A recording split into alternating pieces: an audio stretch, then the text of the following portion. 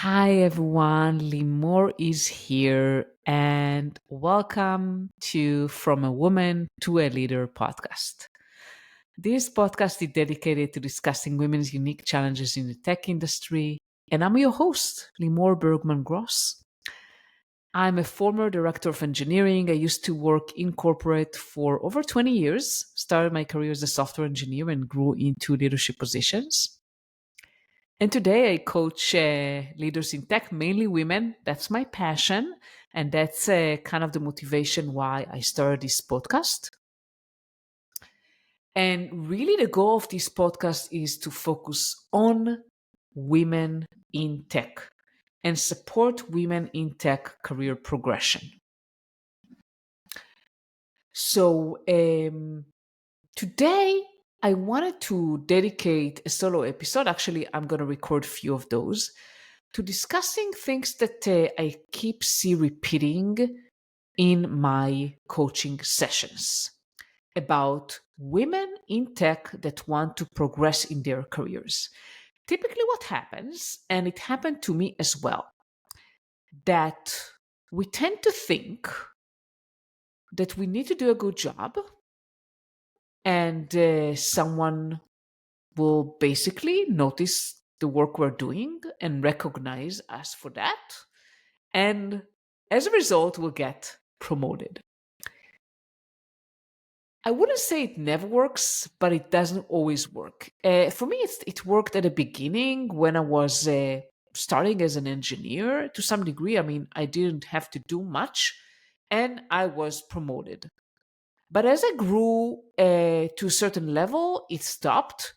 And then I remember that I got a phone call one day. I was traveling to North Carolina to a client and I was there from work and I got a phone call from my manager and my manager told me happily, "Hey, Limor, I'm so happy. I wanted to tell you, I mean, right now, do you want to wait until you come back?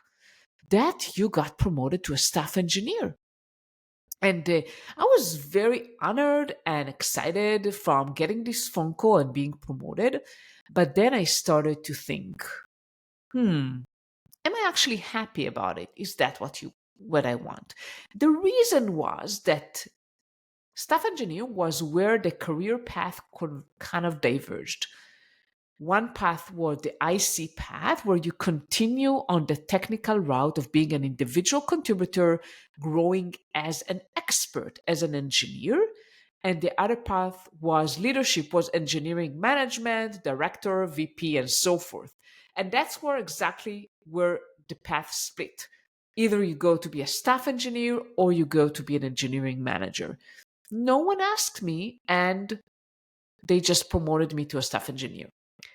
And I'm not saying that because I'm bitter or I want to blame someone. I'm sharing that because this is exactly what I wanted to talk about today.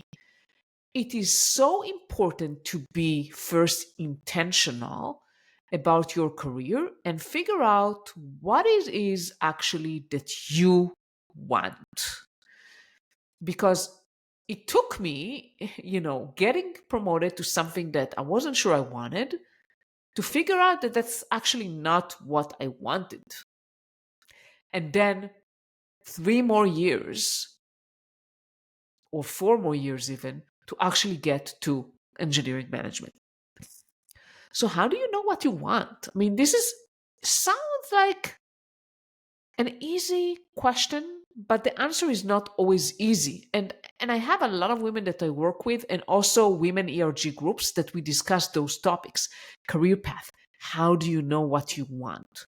And it's hard. You don't always know. I'll tell you a secret based on my experience. There is a lot of times more than one answer. It doesn't have to be one answer only, and you can change your mind along the way. That's okay. You don't have to decide everything right now. But if we're talking about kind of IC versus management, how do you know? So I'll share with you, what was for me back then, the way that I realized that I wanted to become a manager. So first of all, I had a role model. I had several good managers, several not so good, but one of the managers I had that really impacted me was a role model for me. I looked up at him as someone that I really kind of, first of all, really respected.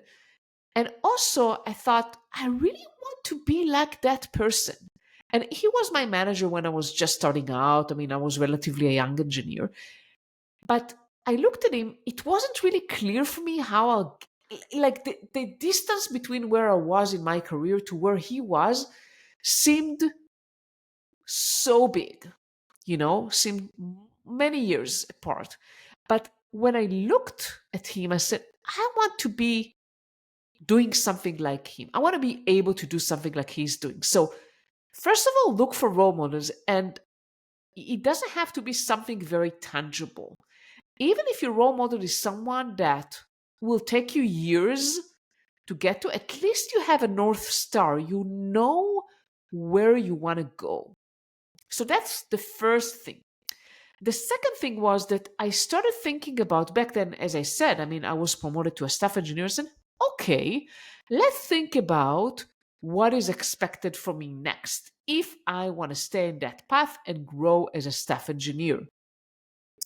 So the path was becoming a senior staff. And what was required to become a senior staff? So you need to be very expert in a specific area, maybe to write blog posts, to be in conferences, there were a lot of requirements. It was not very easy. The leap from a staff to a senior staff at the company I worked for back then, Sun Microsystems, it was a big leap. It was really difficult to move from a staff to a senior staff, and you really had to prove yourself as an industry expert.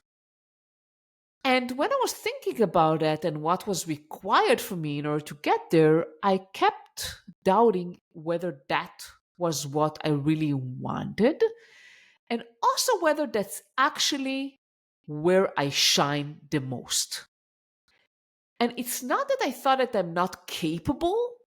Yes, I had some doubts, but it's not about thinking, am I able to do it or not? Because probably if I really wanted, I could. It will take a lot of effort, obviously, and proving myself, but it was more about, did I want to do that? It wasn't really clear to me that that's what I wanted. And I had colleagues. I remember one colleague of mine that he was a staff engineer. He was much more senior than me. And he really wanted to become a senior staff. And it was clear to him that that's what he wanted. And he worked towards that. It was not easy. So I looked at him and I said, well, I can see why that's what he wants, but that's not really what I want. You see? So role model is one thing, and another thing is like maybe looking at people at the path that you're thinking about it and thinking, do I want to be like that person? And the answer for me was clear, no, that's not what I wanted. The other thing, I looked at the things I enjoyed doing, and I really enjoyed working. Back then, I was working a lot with clients, and I enjoyed the interaction with clients and making them happy with the work we're doing. I enjoyed working with different people and collaborate. And I felt I really wanted to work more leading something. And I looked, after actually what happened back then, I started looking for leadership opportunity. And I also want to emphasize one thing, the distinction between leadership and management, because those are two different things. So you don't have to be a manager in order to be a leader, and not every manager is a leader. I repeat, you don't have to be a manager in order to be a leader, and not all managers are leaders. So you can lead even if you're just starting out.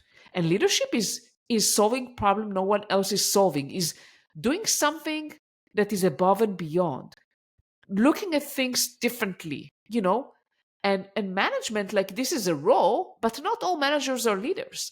Some managers use a lot of their authority and they're not really exercising leadership the way I look at, how a leader should be. Because leaders shouldn't tell people what to do, rather than people follow a leader because they really believe in that person and they respect that person. So I was looking for leadership opportunities, and the first leadership opportunities I got was working with clients and leading engagement with clients. At first, it was just me doing all the work. Later on, I started working with additional one person. And although it wasn't like big, right? I mean, it was just me most of the time, or maybe me and another engineer.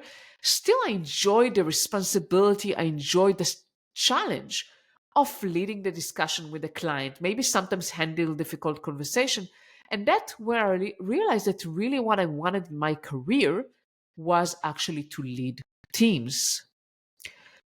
So, going back to where I started in this episode, before you even start thinking about your career progression and building a plan and executing on a plan and so forth, it's very important that you take the time and think about what do you really want? What do you really want to achieve? Another aspect is that I want to share, other than what I shared so far about role models and looking like at the path and looking forward, what you think, each path is going to look like and whether you want it or not, is looking also inwards at your strength, at your achievements, and thinking, where do you feel the most, that you shine the most and you bring the most value? And for me, it was like I felt I'm really good with people and I'm handling different kind of personalities and I'm really able to work well with people. And the technical skills, I felt I'm good. It's not that I felt I'm bad, but I didn't feel that's where I shine the most. And you can get feedback. I mean, feedback is very important. Always seek feedback from your manager, from your peers, from stakeholders, from different people. What do they see in you? So it's really important to also identify like areas where you feel like you really shine and you bring the most of yourself, the best of you.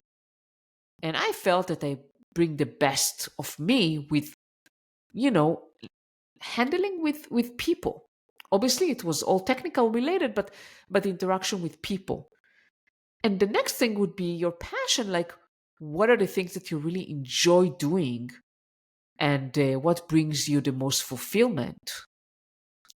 And I like solving technical problems, but I felt like really a sense of accomplishment when I was able to solve some conflict with a client.